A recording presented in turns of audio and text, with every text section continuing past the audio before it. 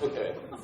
So the title of my talk is Yes, Humans Really Are Causing Earthquakes. And I've titled it this way to disabuse you of any notion that any of these earthquakes, or the big earthquake rate increase that we're seeing is natural. We are causing earthquakes. We are causing lots of earthquakes. And I mentioned in the trivia questions, the largest earthquake that we know to have been caused by human activity was a couple of magnitude 7s. There's actually debate about whether magnitude 7.8 in China in 2008 was actually caused by the filling of the reservoir. So we can cause very big earthquakes. But what I'll really be focusing on today is the earthquake rate increase that we've been seeing in the central United States. Oklahoma is far ahead of California when it comes to magnitude 3 and larger earthquakes. I just found this up here that it's a Photoshop of Welcome to Oklahoma, and I thought it was pretty entertaining. On the right-hand side, what we're just looking at, the graph is just showing you a cumulative count of earthquakes since 1973 in the central United States. And what you see is in about 2009, things sort of started taking off. And there have been far more earthquakes just in the past 7 years than there were in the preceding 30. But so humans really are causing earthquakes, but it's probably not in the way you think. It is neither Max Zorin nor Lex Luthor. I got those reversed. Trying to cause earthquakes in the Bay Area. In either Superman or A View to a Kill. Both excellent movies. Perhaps appeal to the seismologist in me, although both of them are trying to destroy the Bay Area, which is where I live. So I'm a little disappointed.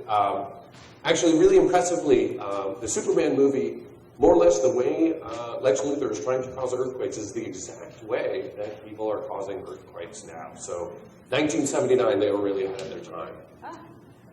So what I really want to do is sort of walk you through the history of man-made earthquakes, or induced earthquakes. And what I mean by induced is earthquakes that have been caused by human activities. I may use the word triggered. I use these a little bit interchangeably. It's basically an earthquake that would not have happened were it not for these human activities. So walk you through a little bit of the history. We'll talk about oil and gas processes, and then we'll go through a couple of the recent case studies and what is going on now in the research areas, and what does the future hold for us. So the first known induced earthquakes happened in 1894 in Johannesburg itself. Johannesburg was started as a mining town, very active gold mining, and basically they were using room and pillar mining, just what it sounds like. They basically excavate a room and leave these pillars, and there were big collapses and actually caused failure on faults within this area. And so this shaking was actually felt within, at the time, more or less a village of Johannesburg, South Africa. And shortly thereafter, and these were recognized as human-caused earthquakes, shortly thereafter, in 1908, in Bochum, Germany, Germans actually started the first seismological laboratory specifically to study man-made earthquakes. And just a dozen years later, there was actually a seismic network deployed in the Silesia coal basin, which is in Poland, to actually monitor these earthquakes. So this is a very well-known phenomenon that's actually been studied for over a century. Things have just heated up again very recently. And so it's not just mining. Oil production has been associated with induced earthquakes for a very, very long time. This is a photo of Goose Creek. This is about an hour away from Houston, right on the Gulf Coast. Looks like a real charming vacation spot. There are just oil derricks everywhere. And basically what was happening here is they're extracting so much oil here that you're starting to see collapse features. And as far as I know, these are the only earthquakes that have ever been felt in Houston. Then people started discovering earthquakes due to reservoir filling. This is a photo from just a few years ago, and so you can see how low Lake Mead is. But when they started filling Lake Mead in the early 1930s, people started feeling earthquakes nearby. They deployed a seismic network, and they saw that earthquakes were happening just below this reservoir. So human-caused earthquakes actually have a very long and rich history, and there are many different ways that we have caused earthquakes in the past. Now, there are a number of sort of characteristics of induced earthquakes that we sort of think of. Generally these earthquakes are going to be close to sort of the man-made activity that causes these earthquakes. So it's going to be close to the oil and gas operations. It's going to be close to the mining operation in general. And then we also think of things going to be close in time. When shortly after you start the reservoir, or shortly after you start exploring for oil and gas. And again, we also think that these earthquakes is generally, they're going to be close to the surface. They're going to be close to where we're causing these changes because pretty much all the activities that we're going to be doing are close to the Earth's surface. Well, these are not hard and fast rules, not by a long shot. I can provide you examples that violate every single one of these rules. So these are sort of good guidelines to sort of start thinking about whether earthquakes are being caused by human activities. But these aren't really criteria that you can specifically use. So why is it that these man-made earthquakes are suddenly an issue? Well, the earthquake rate, as I showed you on that first slide, unfortunately we're cut off right here. We're looking at an annual count of magnitude 3 and larger earthquakes in the central United States, sort of averaging around here about 20 or 30 or so a year. Earthquakes cluster, so you see some variability. And then in about 2009, things start ramping up. And you can see in last year we had over 1,000 magnitude 3 and larger earthquakes. And this is the projected rate for 2016 as of a couple of days ago. So we're still over 800, but there is a drop in the earthquake rate. But we're still seeing an incredible amount of earthquakes in these places that are totally unexpected. The earthquake rate has increased by a factor of 40 in the central United States.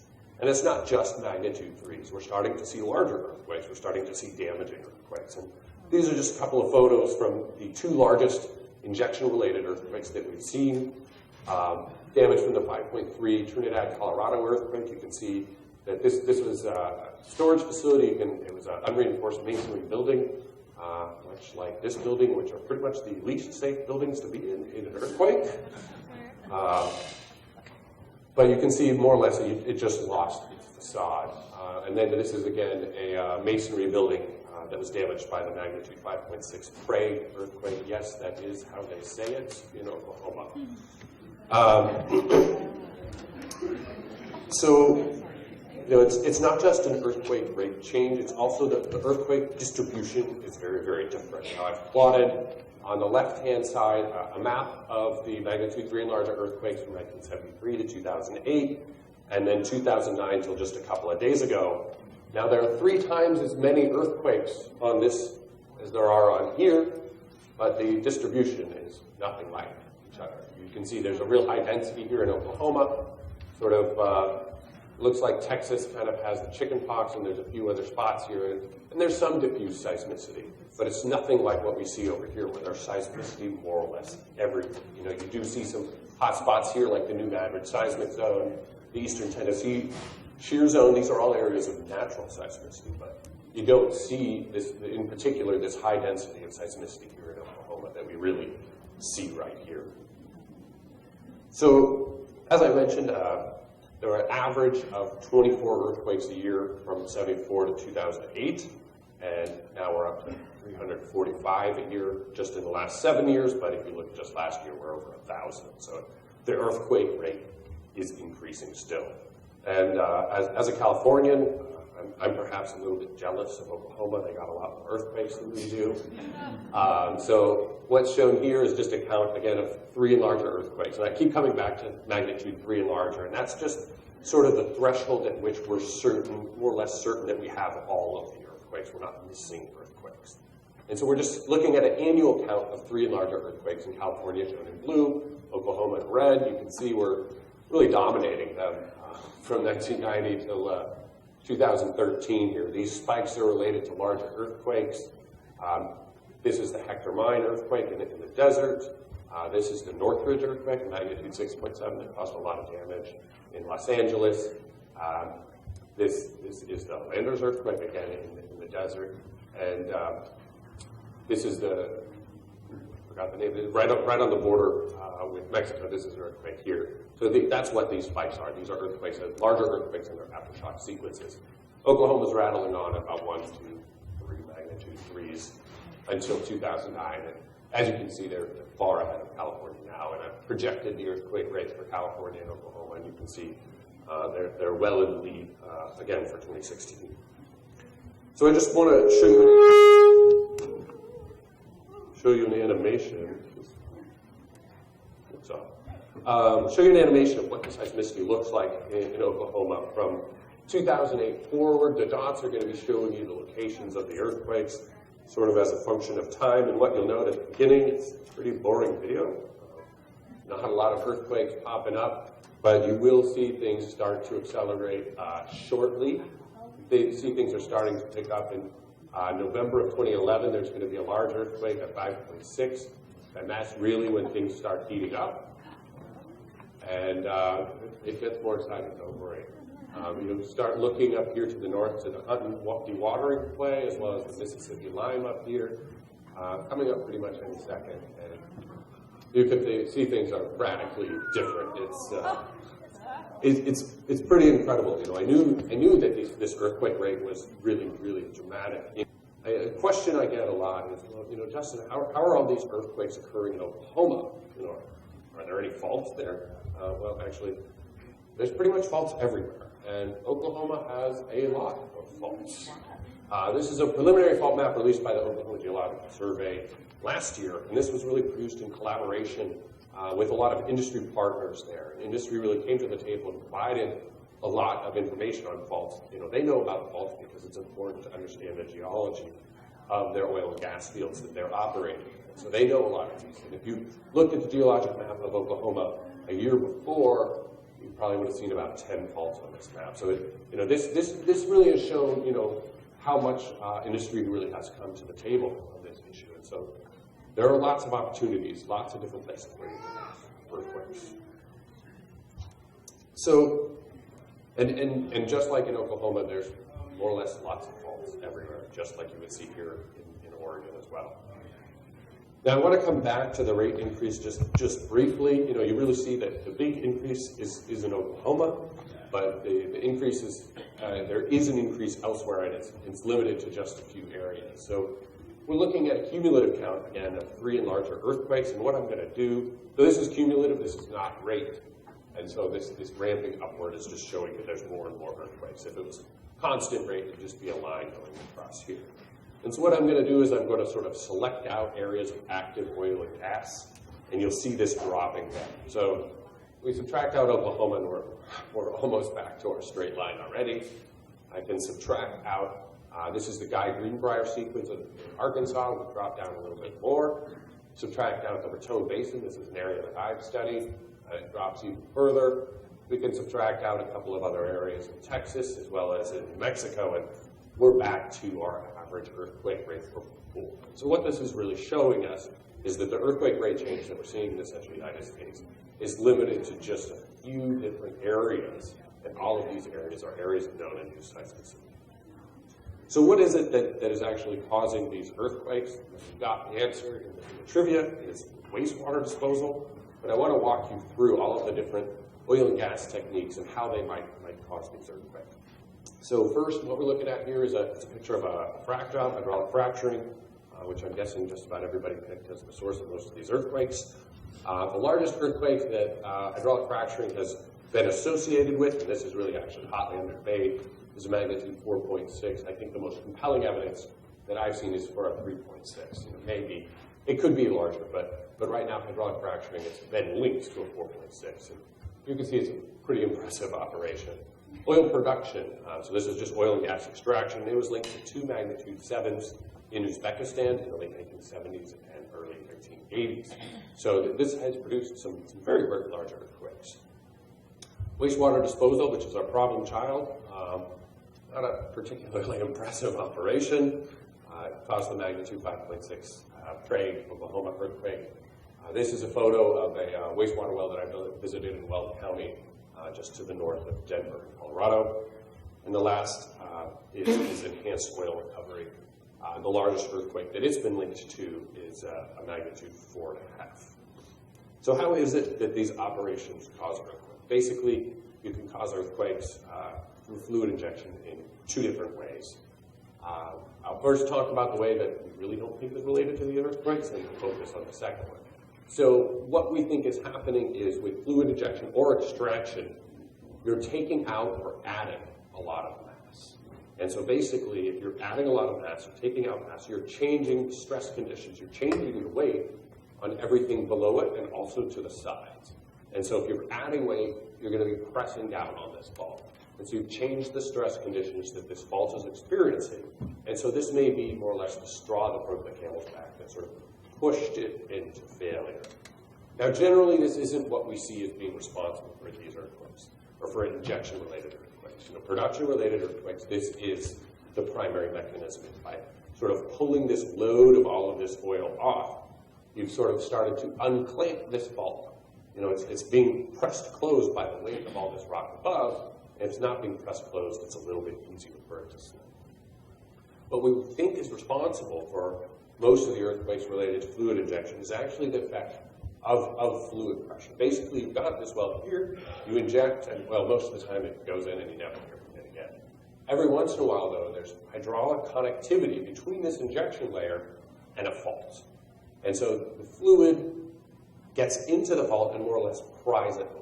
And again, just like this, you're reducing the amount of resistance. You're prying this fault open a little bit, making it easier for it to slip. You've reduced the amount of friction preventing that fault from slipping. And so again, it's more or less the straw that broke the camel's back, in that these faults are very close to failure, and this just sort of makes it easier for these to fail. So I want to walk you through hydraulic fracturing and wastewater disposal, because these are sort of the two ones that everybody thinks about. First off, it is much older than probably everybody thinks. It was invented nearly 70 years ago. It is an incredibly impressive operation. I've visited a couple of frac sites. You can see that there's piping going absolutely everywhere. You can't see, but typically they have sort of 2 trailers worth of control rooms filled with hundreds of thousands of dollars of computer equipment. It's really quite an operation. And there's also a whole lot of water. This is just a line of a few water tanker trucks. There were probably about 100 at this frac site that I went to. So it's a very impressive and expensive operation. And in some sense, they are intentionally causing earthquakes. They're making very, very small earthquakes, magnitude -2, magnitude 1. Nobody's going to feel these earthquakes. Nobody will. And what it really is you're injecting at high pressure with the intention of increasing permeability. By putting water into high pressure, you sort of break this rock open, and it means that you can sort of reach these more shaded areas than you would have before. What we're looking at here is just sort of a side cut looking into the earth of what is a horizontal well. And you can see it's been fractured in all of these areas, and so you're able to access any oil or gas that's in this area. Now, frac jobs are very, very short duration. These are going to be lasting hours, maybe a couple days at the very, very biggest. And they inject about 60,000 barrels a well. On average, some are much bigger, some are much smaller. For those of you, since it's pub night, there's about 2 kegs per barrel. To put that in perspective, there's a lot of drinking. And one important thing to clarify, there is no such thing as a hydraulic fracturing well.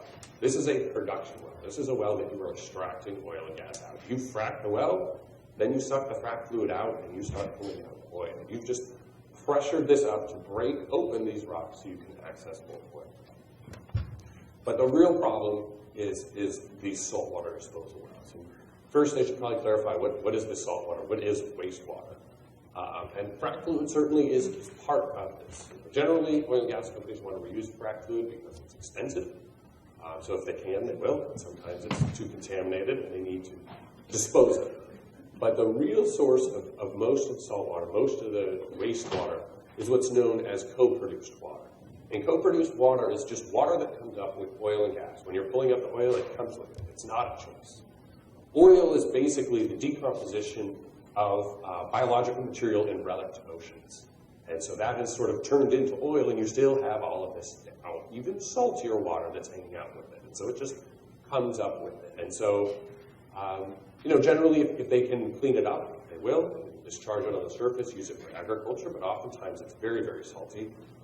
In parts of Oklahoma, it can be 300,000 parts per million salt. So far, far saltier than the ocean. It's not really something that you can deal with. And so you have to inject this into a deeper reservoir. And so that's what wastewater disposal is you drill a deeper well. So this is now our production well. We've fracked it. You can see here, you're pulling out oil and gas in this sort of yellow. And this is our waste fluid in blue. You either truck it or take it by pipeline to a disposal well. and you inject it, oh, that's probably right away. You inject it in here, and most of the time, like I mentioned, doesn't really cause any problems. So let's compare wastewater disposal and hydraulic fracturing, and I'll explain to you, sort of show to you why it is that wastewater disposal is far more important when it comes to earthquakes than hydraulic fracturing. Now, I told you hydraulic fracturing is a very short-term process. You're going to do it over a few hours, maybe a few days. And it's pretty low volume, sort of a big frac job is 100,000 barrels. So a lot of kegs of beer, not a lot of them. And there are about 1 million wells or so that have been fracked in the United States to date. Wastewater disposal, on the other hand, is a very long-term process. It's going on for years or even decades. And it can be very high volume. Some of these wells are injecting 1 million barrels a month. And they can be operating for decades. And some of these wells have injected 1 billion barrels of water. So you're putting in a whole lot.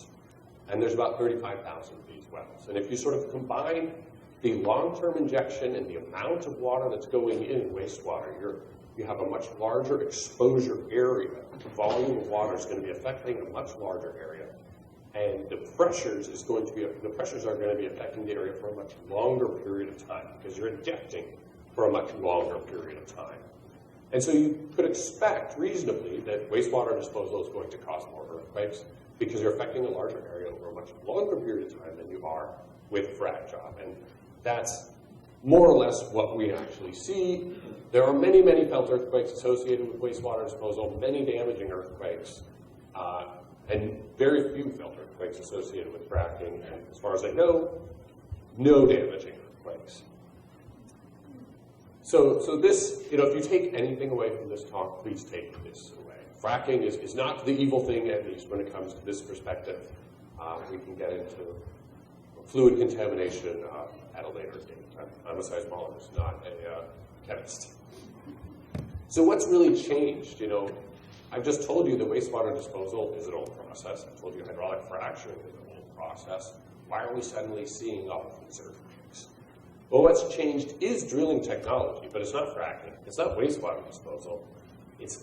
They've now been able to start steering wells. Traditionally, wells are more or less vertical, and so you're going to produce some amount of wastewater. And let's just say you produce a kiddie pool's worth of wastewater, just for fun. But now, once you have a horizontally drilled well, and this is actually very, very difficult, and they've really only developed the technology in the last 10 or 15 years. When you start drilling horizontal wells, you can now start exploiting reservoirs that were not economical with just a vertical well. You're able to pull out enough oil when you go horizontal that you can now access many other areas. And these areas are often very resource poor, so the ratio of oil to water is much lower. And so now, instead of a kiddie pool, you now have an Olympic-sized swimming pool. You're more or less producing 10 times more water from horizontal wells than you are from these vertical wells. So you're producing way more water than you need to get rid of. And so that's really the source of this increased earthquake rate that we're seeing, is we're now able to access these sort of poorer resources that produce much more salt water. So there's much more saltwater disposal. So now I want to tell you a little bit about the history of induced earthquakes, go through a couple of case studies. We first discovered induced earthquakes related to injection in the 1960s. Just outside of Denver, there's a place called the Rocky Mountain Arsenal. They were producing chemical weapons there. As you might expect, there's going to be a lot of nasty chemicals that you've got to get rid of. And so what they did is they drilled a deep well. They drilled into crystalline basement. So they're out of all the sedimentary formations. They're in really hard rock. And they just started pumping away. And a few months later, people started feeling earthquakes in Denver. And it actually, it's an interesting detective story. It took them about 6 months to actually make the connection between these earthquakes and the fluid injection. And if you just look at this, we're looking at the number of earthquakes recorded near this injection well. And this is just the millions of gallons of injected into that well. And you can see that sort of you start injecting, the earthquakes turn on. You stop injection, so they actually stopped injecting for about a year. Earthquakes turn off, you start injecting, earthquakes come back. This is a pretty obvious connection that you can make. Now, An important thing to take away, there's two important things to take away from this. These earthquakes are being caused by this fluid injection, but they aren't always all that close. So we're looking here at a side cut of the seismicity, and we're looking now in 1967. They stopped injecting in 1966. And you can see all of these dots here are earthquakes, and none of these earthquakes are within 3 miles. So this is showing us these earthquakes don't have to be right on top of the well. This is the point of injection. The other really important point to take away is this is 1967. We're now a full year after injection has stopped, and these earthquakes are still going. In fact, the largest earthquake to occur at the Rocky Mountain Arsenal occurred 1 year after. It was a magnitude 4.9 earthquake. So it's not necessary that just by shutting off a well, you're able to shut off these earthquakes. So the other sort of historical study that I want to mention was some work actually done by some USGS scientists. There's Barry Raleigh, Jack Healy, and John Bredehoff, who are all scientists in the Menlo Park office in the Bay Area where I work. And they managed to convince Chevron somehow to give them control over part of their field. And they wanted to say, you know, is this really just the fluid pressure that's causing these earthquakes? Can we turn the earthquakes off and on? And so they had control of these 4 wells. So we're looking at a side cut is up here. These are map view. So you can see there's 1, 2, 3, 4 injection wells here. They're injecting into the sandstone formation. All of the dots are earthquakes. And so this is a 6-month period of co-injection during the injection, and this is a 1-year period after injection. And so they're pumping fluid in, and you can see there's a whole lot of earthquakes. So the earthquakes are turning on as they're pumping this water in. After the injection is stopped, they actually try to return the reservoir back to its natural state. They return the fluid pressure back to what it was before it was ever disturbed by the oil and gas activity. And now you can see in a year's time, there's very, very few earthquakes. And so more or less, in a year's time versus 6 months, there's far less earthquakes than there are here. So this was really a very clean demonstration that fluid pressure is the source of these earthquakes. And this really is a landmark study for our field. And, really nothing has been able to replicate this in the past 40 years since, because it's very expensive to drill wells, and it's hard to convince oil companies to give us control of their wells as well. So next I want to talk about what I think is one of the best studied, most exhaustively studied earthquake sequences. And this is an earthquake sequence in the exurbs of Dallas, which is the Azle earthquake. So Dallas is way over here. Here's Fort Worth. We're about 20, 30 miles away from Fort Worth. It was a series of the largest earthquake with a magnitude 3.6 earthquake. And you can see this is what's called a did you feel it map. Basically, you can go to earthquake.usgs.gov. You can find the earthquake and tell us how you felt that earthquake. And this will wind up into maps just like this. And this is actually very useful information for us to understand how shaking intensity varies across any given area. So you can see this was actually felt over a very wide area, over 50, 60 miles in any given direction. So one really important point when thinking about induced earthquakes, these earthquakes, like we talked about, they're occurring in Oklahoma, they're occurring in Texas, they're occurring in Kansas. These are not places where we have a whole lot of seismometers. We've generally been studying earthquakes where they happen. That's where we have the seismometers. And you really need to have seismometers to be close so that you can locate them very well. And so what we're looking at is a map. This is about 4 miles here, so this is probably 20, 30 miles across. These are now locations of earthquakes using just the backbone USGS network. From this Azle earthquake sequence, you can see they're all over the map. Now, we actually, in response to this earthquake sequence, we went out and put out a number of more instruments so that we could better locate these earthquakes. And so now when we use those, they collapse down to a point. And so this really shows you the limitations of seismometry, is that we really need more data to actually be able to study this. And without this instrumentation, there's absolutely nothing that we could say about this scientifically. We've got a spread of 10 or 15 miles in any given direction from where the earthquakes are. So it's really necessary to have stations that are close.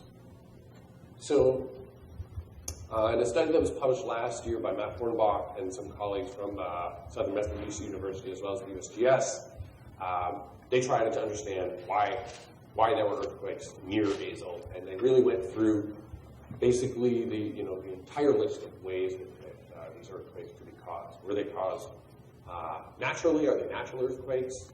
Are they water level changes in Eagle Mountain Lake? You can see this is the outline of Eagle Mountain Lake. There's a reservoir here.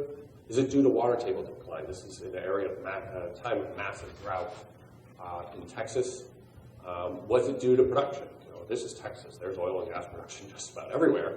Was it due to the drawdown of these oil and gas reservoirs, or was it wastewater disposal? They really wanted to try to understand everything. And so this is just sort of a geologic side cut looking at the area. These are where the earthquakes are occurring on this fault. This is the aquifer that they're injecting into. Here's the oil and gas reservoir. And so the first thing that they did is they said, all right, let's test whether or not it's lake level changes. So they first looked at, this is the level of the Eagle Mountain Lake. You can see it's decreasing, decreasing, decreasing.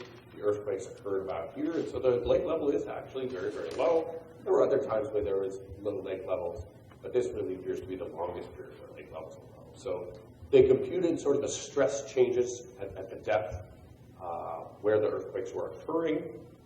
And so this is a map view. Here are the dots showing you where the earthquakes occurred. This outline is showing you the map, and you can see basically there's no stress changes unless you're right under this reservoir. So we can cross off the list that it's lake level changes. So next they considered, well, maybe it's oil production. So this is a map showing you how impressive oil and gas can be. Every one of these lines is an oil and gas well. There's a lot happening in the area. And there's also a couple high volume waste disposal wells. And basically what they did is they combined the effects of the wastewater disposal and the production to look at what the stresses would be like on the fault where they had inferred based upon the seismicity. And so they computed the stresses sort of as a function of time. The earthquakes started in December 2013. And so here are the locations of the 2 injection wells. They had not yet been turned on until 2010. So you can see just the effects of the production. And you sort of go through time, and the stresses start getting bigger. And you can see here now are all the earthquakes sort of lying at sort of the low of the high stresses. So I think this is sort of a pretty nice demonstration that they were able to show that these earthquakes were caused by, they believe, actually a combination of fluid production as well as injection. So the next study that I want to mention is actually one that I was involved in that I actually was, I think is a pretty exciting study. An incredible amount of work really taken on by a graduate student at University of Colorado. And he gathered all the information about every oil and gas injection well in the central and eastern United States. And so he plotted them here. And there are 27,000 or so active saltwater disposal wells. Here you can see the saltwater disposal well density. And so you can see they're sort of focused, again, as you might expect, in Kansas, Oklahoma, and Texas. And he also took all the enhanced oil recovery wells. These are another kind of injection wells, and you can see that they're often lying in the same sort of places, but you're also finding in other places where you don't have wastewater disposal wells. And so we wanted to understand, what are the parameters, what are the injection parameters that might control whether or not you're going to be causing earthquakes. So we took a survey, basically took the entire USGS catalog of earthquakes from 1973 through 2014. And so we plotted those earthquakes here, and we said, all right, are these earthquakes close to an injection well at the time that well was injected? And well, we ended with a lot of earthquakes. You can see there's a whole lot of different areas where there's earthquakes that have been associated with injection wells. And this is an important point that I need to clarify. We're not specifically saying that these earthquakes are being caused by these injection wells, but there's a possibility. All of these other wells, these are at least 15 kilometers, 10 miles away from injection wells, and the likelihood that they are being induced by injection. But what we really, like I said, what we really wanted to understand is what are the parameters of fluid injection that make it more likely to cause earthquakes. So we turned this on its head and said, we started to plot now. We're looking at the active injection wells, and we colored in yellow the injection wells that are associated with earthquakes. And now we can start taking a look at this and starting to notice a couple of really interesting patterns. You can see here in Oklahoma it's covered in wells, but there's really only sort of this central Oklahoma region that has wells that are associated with earthquakes, where there's a lot of Oklahoma, a lot of Kansas that has lots of injection, but no earthquakes. So what is the difference between these two? You can also go here up to North Dakota. Almost none of these wells have any earthquakes associated with them. You can look at central Michigan, and there's absolutely no earthquakes that are associated. So, this is a question that we're trying to understand is, what makes Michigan different from Oklahoma and Kansas, that they don't have the earthquakes despite the fact they have lots of injection. And if you look now, I showed you previously that if you sort of subtract out all the earthquakes from oil and gas areas, you get back to your same earthquake rate. And so that's more or less what this plot is.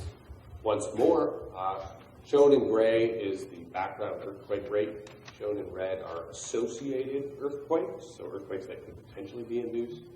And this black line going up on the bottom is sort of the number of non-associated earthquakes. And so by subtracting out all the associated earthquakes, your earthquake rate is more or less constant, even though we have had a 40-fold increase in the earthquake rate.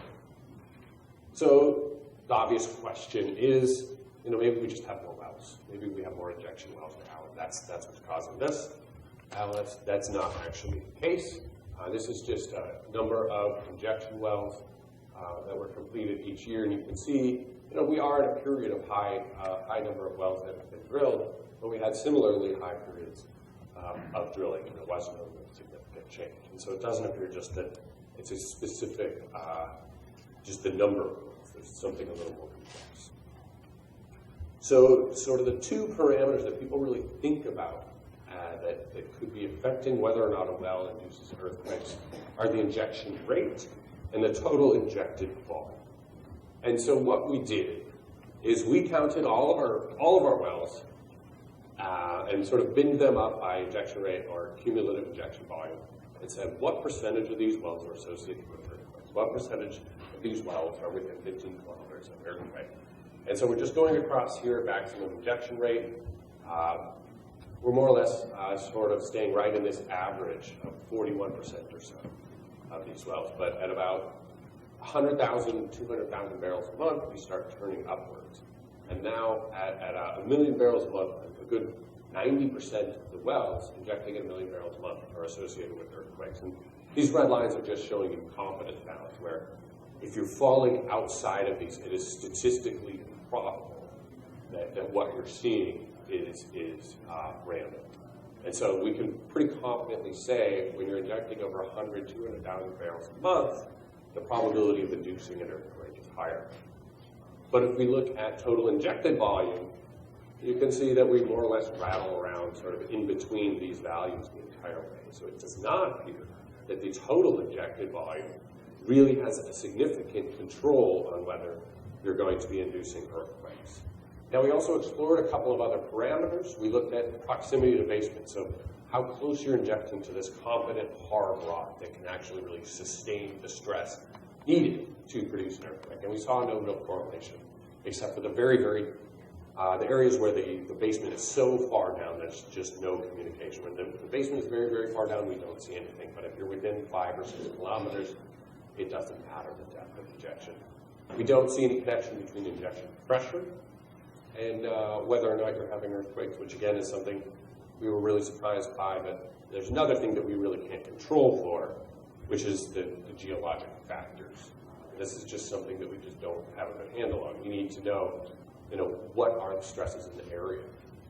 What is the fault distribution? Now, I showed you the fault map for Oklahoma. There's far more faults than we ever could have known. And so, are there faults there? Are there faults large enough, long enough to produce earthquakes? And are these faults oriented appropriately within the stress field to actually produce an earthquake? So finally, I want to sort of leave you with an outlook. I think things aren't all doom and gloom. We are still seeing lots and lots of earthquakes, but we can seem to control induced earthquakes, at least to some degree. We saw in the Rangeley experiment that the USGS scientists were able to turn earthquakes off and on, just with the fluid pressure. So there is a way to control it. We've also seen this in a couple of other areas, Paradox Valley and the Mountain Trend. Regulators in a number of states have actually forced shutdowns of earthquakes, forced shutdowns of wells, and they have reduced earthquake rates. So this is something that is working. And there are a number of states that have considered or are enacting regulation. Sort of this cluster of 5 states here, which is where actually most of the induced earthquake action is really occurring, as well as Ohio and California, although California is shamefully only regulating hydraulic fracturing, despite the fact we've more or less given this lecture to them and said hydraulic fracturing is not responsible for the induced earthquakes.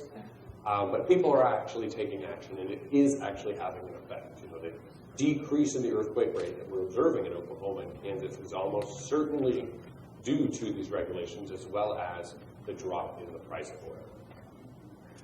Now, as you learned, the EPA is the responsible agency for regulating injection in the United States, and they have, in fact, released guidance on how to try to minimize induced earthquakes. So this is more a best practices document than anything else. It's not a specific regulations. The EPA really has not fully gone after the induced seismicity issue. They've left this sort of up to the states, because the states can choose to have more stringent regulations than set by the EPA. Now, the USGS, just a couple of months ago, we released a report, which is our first ever assessment for estimating induced earthquake hazard. This is a product the USGS has been producing for 30 years, which is an estimate of earthquake hazard. These are the things that are used to set earthquake insurance rates, for example. And we produce ground shaking hazard estimates for the entire country. But we had never actually assessed what the hazard was in these areas where we had seen induced earthquakes. And so what you're seeing is just sort of our first stab, really, at doing this. This is something that really has been a collaborative process, both between us, the USGS, as well as other academic scientists. The oil industry has obviously been a participant, as well as our users, the people that are to be using this, regulators, as well as departments of transportation. Many people are actually using this to make some sorts of decisions. And so what we've done, instead of the forecast that we normally do for tectonic earthquakes are for 30 or 50 years, we've now released a 1-year shaking forecast. And so just over here, we've computed the hazard, including induced earthquakes, and as you might expect, since Oklahoma is the leader in induced seismicity, that's where most of the hazard is. But if you don't include those, this is what the hazard looks like. So it's a pretty dramatic change in the hazard that we have now that we're starting to include induced seismicity in these estimates. And this is something that we're hoping to further develop new techniques for understanding hazard, because this is really new territory for us. So moving forward, the high earthquake rate are continuing. They seem to be decreasing. It's probably a product of both economics. The price of oil is cratered, as well as the impact of new regulations. We haven't seen any extraordinarily large earthquakes. The biggest, as I mentioned, is a 5.6, but we shouldn't rule out the possibility that there cannot be larger earthquakes. And we need to keep in mind earthquakes in the central U.S. are potentially much more dangerous than they are, say, here on the West Coast. Reason being is, our construction standards are very different than they are in Oklahoma. We're built to withstand strong shaking, and they really aren't. And so we start seeing, even in 5s, 5.5s, we start seeing significant damage in these earthquakes in Oklahoma. But I really do see, there is a fair amount of hope. There has been a lot of cooperation between industry, academics, regulators, and the USGS to try to understand this problem. Nobody wants these earthquakes, and so if we can develop ways to mitigate these, it serves everybody. And really to do this, really requires data share. And industry has a lot of data that they don't necessarily share. slowly trying to tease this out of them. Sometimes it works, sometimes it doesn't. And I'm always going to say, as a scientist, I need more data. So more data, please. Finally, I just want to leave you with a couple of places where you can get some more information. There's copies of this article, hopefully still in the back. Please take them. That means I don't have to take them home. This article is just background information on induced seismicity. If you missed something in this talk, it's a pretty comprehensive, plain English explanation of induced seismicity.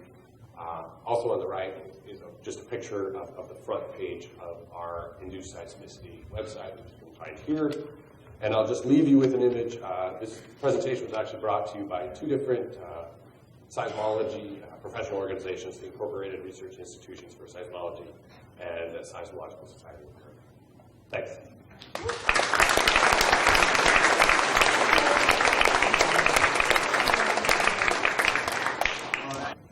Question, since Saudi Arabia is one of the world's largest producers of oil, and I don't hear a lot about earthquakes, is that because they are basically pressurized reservoirs under capstone? It's a good question. I don't know specifically about what is happening in Saudi Arabia. If I were to guess, what it is in Saudi Arabia, I think has it's very high cut in that it's a very, very high percentage oil, not so much wastewater. And so what I would guess is that there's far less water that needs to be injected. That would be my guess, but I really don't know exactly what's happening.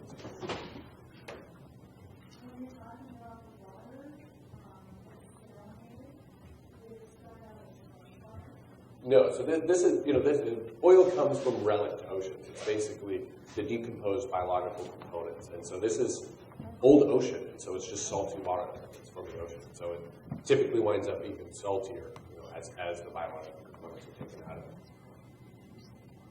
Hi, I was really interested to see the state legislatures and the regulations from there. What about the insurance industry? Do you see any response from them or costs? So the question's about the insurance industry. It is very interesting what is going on. In Oklahoma is really where most of the earthquakes are happening, and so that's where most is going on as far as insurance.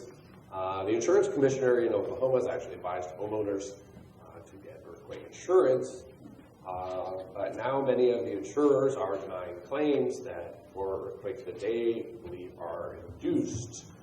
So it's pretty complicated. There are now class action suits both in Oklahoma and Arkansas where people are suing the company that they believe are responsible for the earthquakes that caused the damage to their homes. So we'll see how it works out. Yeah. So I have questions actually. I'm loud enough. There we go. First one is the increase in earthquakes that you see is how much of that might be related to the idea that we weren't able to track and understand where it's coming from? And to answer your first question, no, it's not due to the fact that our monitoring capabilities have changed. We're able to detect more earthquakes now than we were before. We intentionally choose this magnitude 3 threshold because we're pretty certain we've got all of the earthquakes. And if I raise that to 3.5 or I raise that to 4, we still see it. It's more remarkable when you see it in magnitude 3, just because the numbers are that much bigger. But it's not a detection capability. Good question. This wastewater is pulled out of the wells, taken elsewhere, and put back into the ground. Why don't they just put it right back in the well that comes out of it? Well, so why don't they put it back in the well that they found it? Well, the short answer is that they do something like this in some sense. It's enhanced oil recovery or water flood, where they will inject into the same reservoir, not out of the same not at the same well, but in other wells. They do that at times, but in a lot of these reservoirs where it's very, very saline, where you're looking at 5% oil, you're causing more trouble than it's worth. You're actually reducing the ratio of oil to water, so you're going to be throwing out more water, even more. And so it's not something that is done in these areas. They would do it if it was economical, if it made sense. earthquakes. And typically enhanced oil recovery does not cause earthquakes. You are re-injecting, but you're more or less trying to maintain the pressure in your reservoir. And so then you generally don't get earthquakes, but there have been earthquakes caused by that pressure. On top. So have any predictive models been generated that show long-term, let's just say Oklahoma, with all of these earthquakes that are occurring, both frequency and let's just go frequency. As far as the long-term effects to the geology, are we going to be talking subsidence here, or it sounds like the state's kind of been shaken into pudding here, So it's a good question. I showed you a little bit as far as what the USGS has been doing as far as forecasting, earthquake hazard sort of 1 year at a time. What the long-term impacts are is a really good question, and it's something that we're thinking about. But unfortunately, we're so busy responding to what's happening, we don't necessarily have time to really project sort of beyond this 1 year sort of time frame. As I mentioned, the sort of type case of injection-induced seismicity, the largest earthquake happened over a year after injection stopped. So it is something that we really need to be thinking about. Turning off the wells is not, it's not a silver bullet. It's not going to fix everything. It will fix probably most things, but it will not fix everything. So it's something that we really need to be thinking about. As far as subsidence is concerned, I wouldn't really anticipate that's going to be a problem, but I couldn't say for certain. It's going to depend on the reservoir. Okay. So, for example, what are the gold mines in North Dakota? So the question was about the Williston Basin in North Dakota. And why aren't there induced earthquakes in North Dakota? It's a very good question. There's been a limited amount of research done on what's happening in North Dakota, and it's probably some combination of geologic factors. Maybe the stresses aren't strong enough. You're not close enough to having an earthquake. Could be you don't have long enough faults. It could be your faults are not oriented correctly to produce earthquakes given the local stress field. Like I talked about with Oklahoma, we have this incredible fault map now, but 2 years ago we had 10 lines on the map, and so it's the same sort of situation for North Dakota. And so without this very detailed information, it's really hard to answer that question.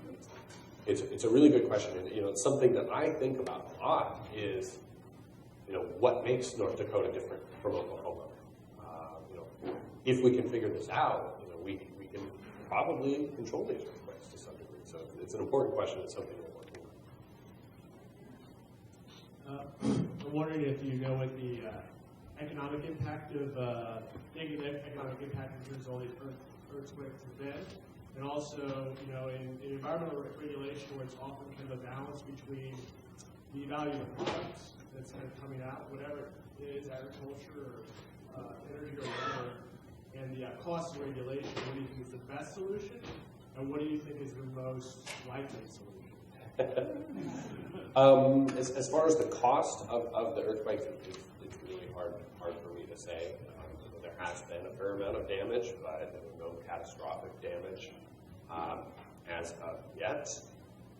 The question about regulations, it's very fortunate. As a member of the USGS, we are a science agency, and regulations are not my responsibility. It's a very tough question, and certainly we spend time talking to the regulators, giving them advice on the science so they can understand what we're doing better. But that's really their decision on how to sort of choose this balance. I will say a little bit more about regulations. As I mentioned, the EPA sort of sets minimum standards for how you regulate injection wells in the United States. Their regulatory power has nothing to do with earthquakes. It comes from the Safe Drinking Water Act. And so they're pretty uncomfortable trying to put new regulations based on seismicity. A number of states have taken action specific to seismicity. But the EPA has been very tentative as far as that. They did release that guidance document, but they really have not, they haven't put in any new rules or regulations. It's interesting to see, every state handles it a little bit differently. So, in regards to that Safe Drinking Water Act that you mentioned, with the wastewater injection, is there any potential relationship to community water supply being harmed? Can community water get harmed from wastewater injection? The short answer is yes. The probability is incredibly low. There are about 35,000 wastewater disposal wells that are active in the United States right now. I actually just read the first ever that I've seen documented case of drinking water affected by wastewater disposal. So yes, it can happen. The likelihood is very low. So you're asking how does the water, the co-produced water, how does that get to the injection well?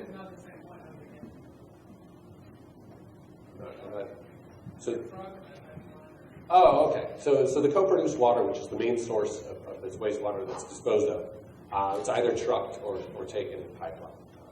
It really depends on the field. If the field is operated by one person or one company that owns all the injection wells, it's typically by pipeline.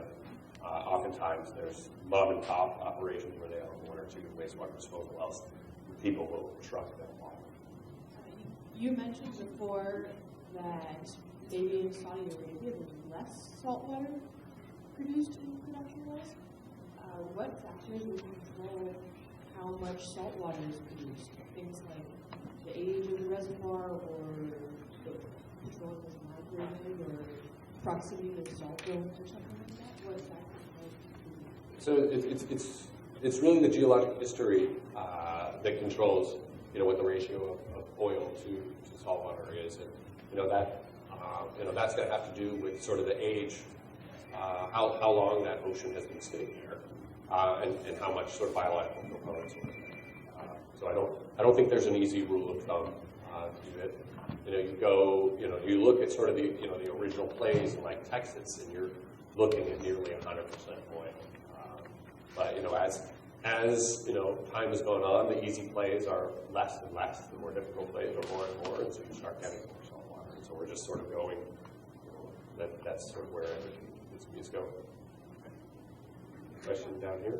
I've got 3 questions that are rather independent. I don't want to take everybody's time to ask all 3 at once, so I'm going to do it all at once. When I looked at your map that produced fault lines, I noticed that the density of fault lines is relatively low where the quake reports were highest on that map.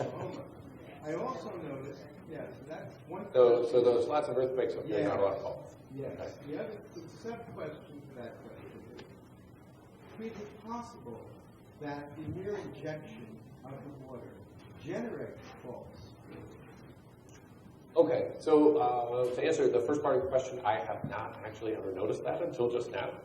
Most of your earthquakes are happening where there aren't a lot of documented faults.